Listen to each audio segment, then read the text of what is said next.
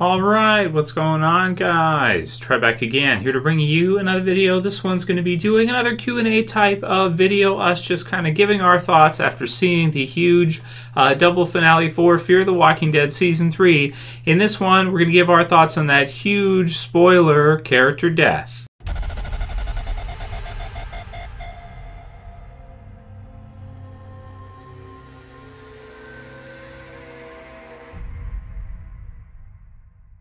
And as such, spoiler warning if you guys have not seen the double finale for Fear the Walking Dead Season 3. So this one's from episode 15, which is one that I think sticks out most from this season in the double finale because it was pretty unexpected, or at least, you know, it kind of came out of nowhere until, you know, you see the part where she's got the hammer and that, and, you know, the revelation kind of comes through that Troy is responsible for the destruction of the ranch.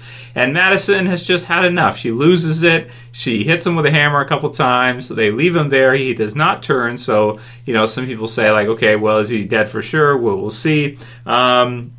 And then the water kind of comes pouring in afterwards, so it sure as hell looks like he probably would die from this, I would think, or at the very least have some kind of brain damage. So I took it as a character death. Other people are reading it differently, and you know, noted, because of course we have had in Fear the Walking Dead before, it really looked like Daniel was dead, and then we found out that he wasn't dead. He was actually still alive after the mid-season 2 finale. So with this one here as well too, you know, I suppose, you know, having Troy come back, if he was to kind of live, wouldn't be any more of a stretch than it was when they brought Daniel back. It'd be kind of basically like the same thing. You have the impression that he's dead.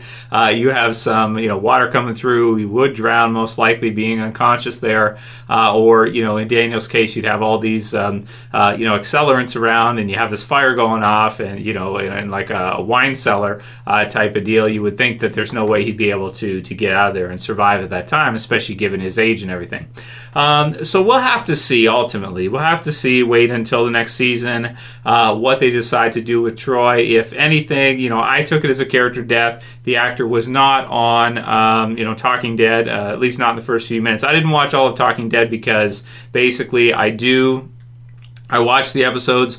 I watch a few minutes of Talking Dead to get a sense, you know, what it's going to be all about, and then I do the reviews right away for you guys to post them right away online, and then sometimes I'll go back afterwards and check out Talking Dead when I get a chance. But there was some kind of cool mentions there. Some people said that Chris Hardwick referred to the kill as very Alpha-esque, so I thought that was kind of cool, something to take away from. And, you know, maybe just like with this kill, just kind of adding a little bit more to the theory that Madison is Alpha, and we'll see her be the crossover character between, you know, Fear and the original Walking Dead. Also because the divide between her and Nick is becoming more prevalent, or you're starting to see more of a divide that Dave Erickson talked about, the showrunner for the first 3 seasons, and them kind of going their separate ways and just not seeing eye to eye on anything. And you could really see that. You could see Troy's death being enough, I think, to, you know, have Nick not really want anything to do with his mom anymore. Get to the point where you know, he's just kind of had enough, because he has seen her do a lot of questionable things. He's had to kill, you know, he's followed kind of her lead,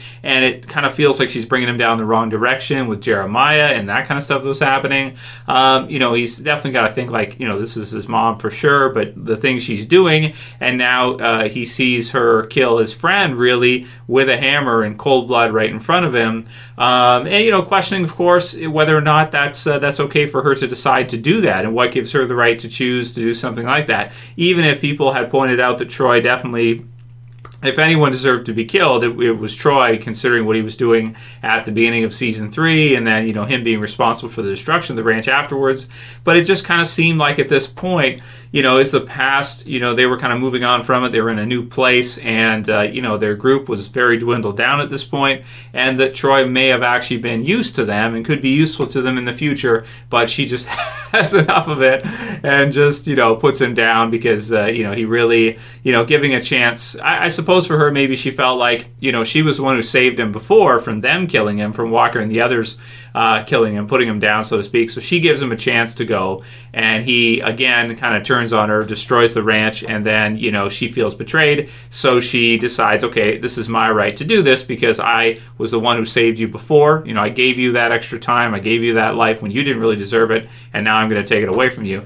It just was so brutal to see, and that's the thing. And that's one thing about you know, Madison, where you have a lead in this series that I feel like the audience is not always 100% behind. And it's not necessarily, you know, the case that just because, like, let's say you go with an antagonist as your main focus character, your point of view character, like you have in Breaking Bad, where you have Walter White and he is your, you know, your main antagonist for Breaking Bad, but he's also your lead character, right? Usually you'd have a protagonist, you wouldn't have an antagonist, a villain as a lead.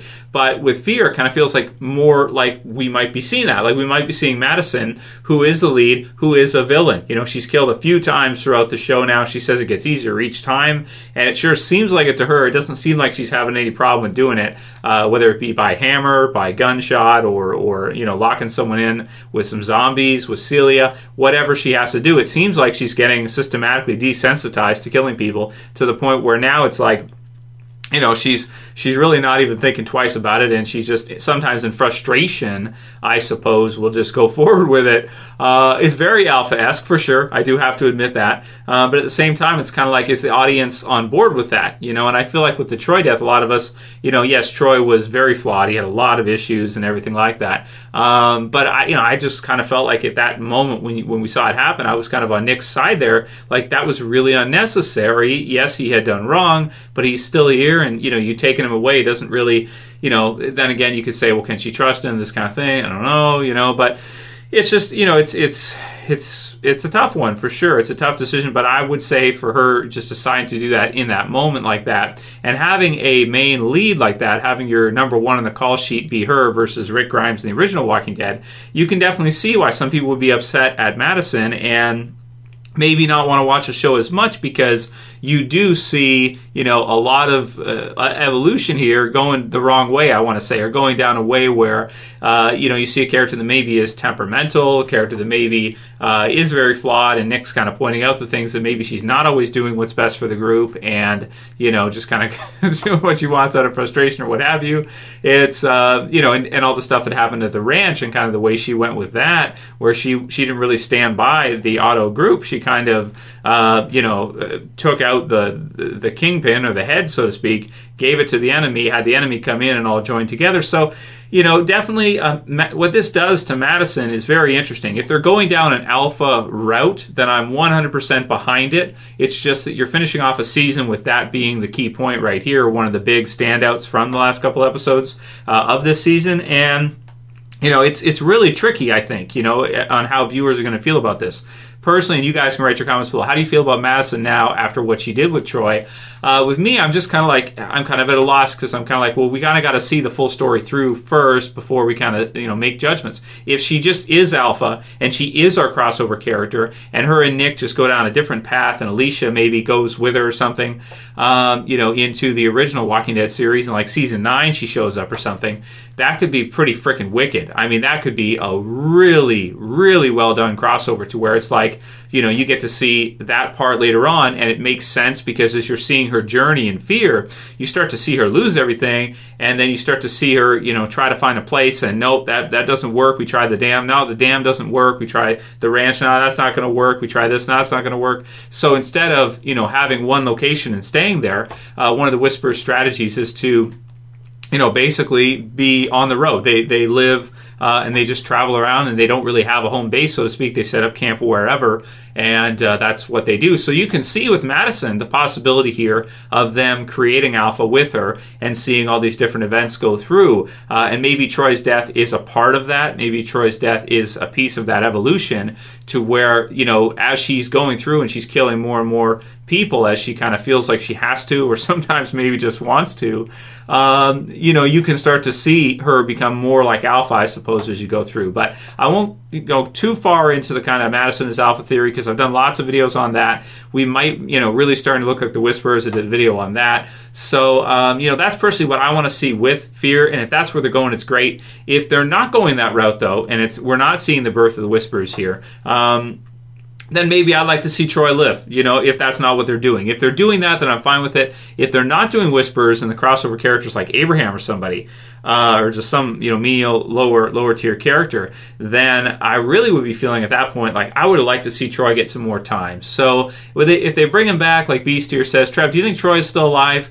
I don't think so, but I didn't think Daniel was alive either after seeing the mid-season, finale. I mean, she hits him in the head twice with a hammer. Like in real life, if you get hit in the head twice with a hammer, you fall down. There's nobody there. The world is a battleground, so to speak. It's a zombie apocalypse. The dam just, flooded all in, and you're just like out there. Is it possible you could wash up on shore, maybe not even know who you are, not remember anything? That could be an interesting story, if they had him kind of wind up on shore later on, and some people, snap him out of it or something. He wakes up and he just doesn't know who he is. He doesn't know where he's from. He doesn't know anything, Wolverine style, right? He just wakes up, gives some people a different name or something, because he's got he doesn't remember anything. But, I mean, more likely you'd have him be dead, but then I would think you'd have the actor who plays him on Talking Dead. So it's really tricky, man. I mean, in reality, he should be dead. The chances of him surviving both the double hammer shot to the head and then being left there with no help coming anytime soon, and then the water coming through, I would think that would be, and just things crumbling all around him, I would think that his chances of survival are basically, nil, close to zero, like just not going to happen. But it's a TV show. So TV show, comic book, TV show, comic book logic, right? Movie logic is, they could do that, I suppose. It's not impossible. And I guess I would like to see it. It's just that when we saw those scenes, it seems so, clear that Troy was dead. If they bring him back, I guess I won't be 100% against it, because I'd like to see more with Troy. But at the same time, I just would think that he would be dead at that point. But you guys can write a comment below whether or not you think Troy is dead at this point, or could possibly somehow come back with some brain damage, amnesia or something, memory loss or something. Christian Bozwell says Troy's death was necessary. Madison has given him several chances. Troy went rogue on his original group by killing innocent people for the medical science reasons. Also, he went rogue on the second group by bringing in a herd of walkers. He was too far gone for redemption. And maybe that's true. He was kind of a mad dog, so to speak, agent of chaos, and she's putting him down, so to speak. I guess so, putting the dog down. But, I don't know. Ryan Wigglesworth says here, Troy isn't necessarily dead. He could just be brain damaged, washed up and sore later. He didn't turn, remember?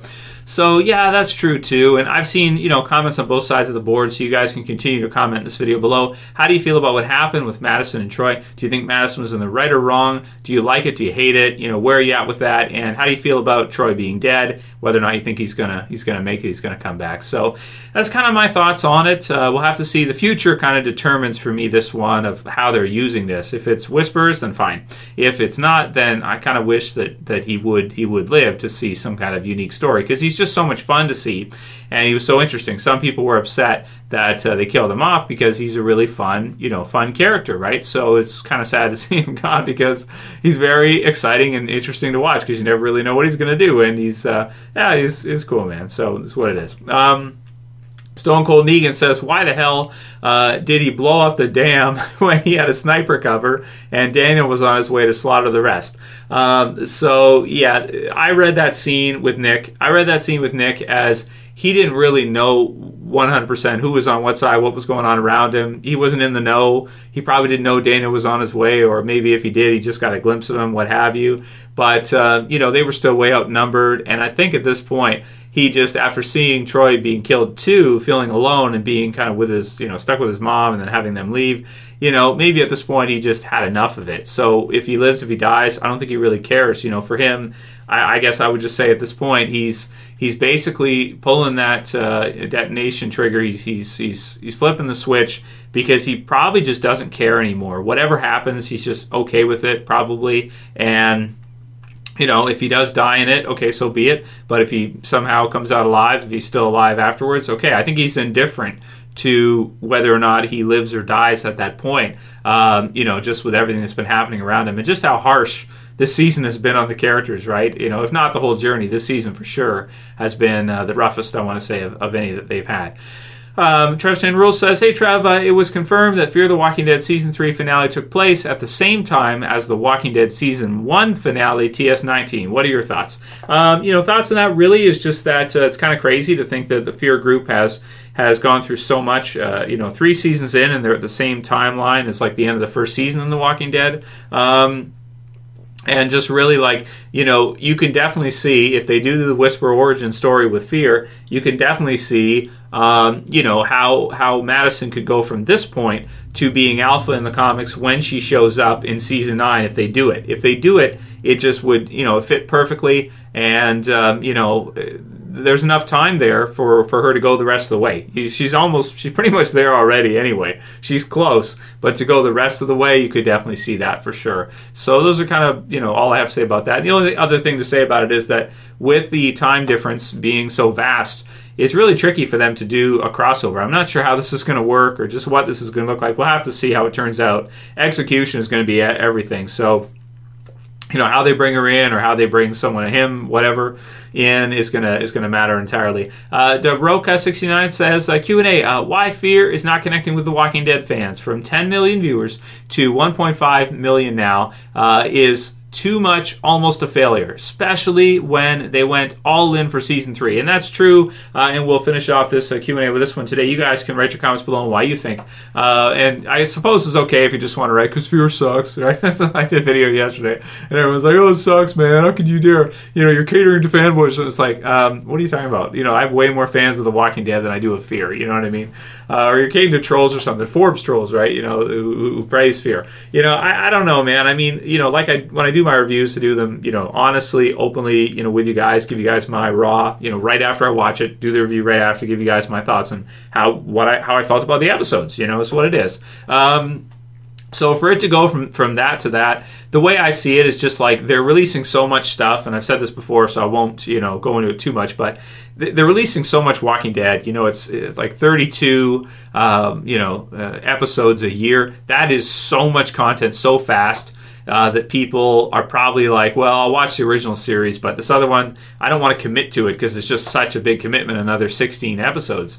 So that's mainly what I'm thinking. The other thing, too, is possibly you have a female lead, which some people are not going to be okay with. You have them in a different country for a lot of it, in Mexico or at least near the border, which, again, a lot of people, unfortunately, in North America are not going to be into that. I noticed there's a lot more, Spanish fans of Fear than there is of the original series. People tend to identify with, whatever race you use that's similar to them, right? It's the way audiences work. I'm not trying to be racial or anything like that, but it's just the reality, right? So that's another thing as well, too, that may have affected it. But, overall, maybe the characters, but it just, the amount that they're releasing probably is the biggest thing. And personally, with what they did with Season 3, I'm sure Season 3 cost a lot of money to do with Fear. If you compare that to like The Walking Dead Season 2 or The Walking Dead Season 3 and the stuff they did in those seasons, I mean, you look at all the different locations, all the different stuff they did for Fear Season 3, I would think with CG and all these different things, I would think it would cost quite a bit. I would think that by the time this finale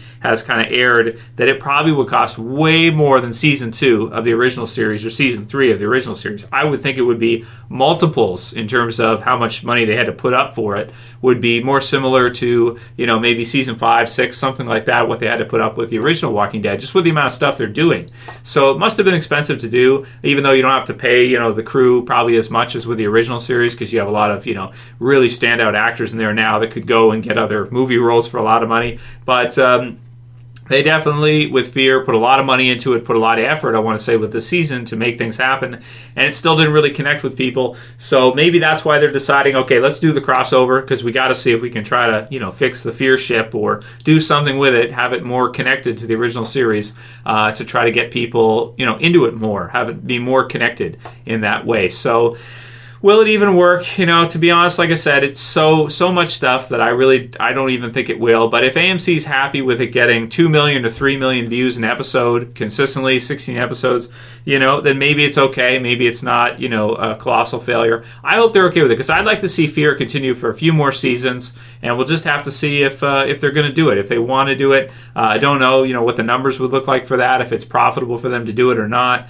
But certainly, I appreciate that they're trying. I appreciate that they're trying to do another series. You know, it can't be easy when you don't have, you know, the comics to go by, Robert Kirkman's work to go by. It's you know, and you already have the original series to do at the same time. So I'm happy they've done Fear. I'm happy they're doing it, and hoping for the Whispers. And I think that maybe 2 or 3 million going forward might be the best they can do. I'd be shocked if it got up to 4 or 5, unless they do like a direct crossover and it really gets people. But I'd say probably, you know, 2, 3, maybe 4. You know, up to 4. You know, probably not over 4 is probably all they're going to get. So anyway, write your comments below. Let me know what you guys think about all the stuff we just discussed. The Troy, Madison, Fear's future, what you think, and you know, timeline. So if you guys like this video, please thumb it up below. You can also share, you can favorite, and if you're new and you want to subscribe to the channel, I would appreciate it. You can put on your subscribing pants, subscribe at the bottom left. That's it for this one. See you guys again soon for another video. As always, it's Trev, and I'm saying peace. Later, guys. See you soon.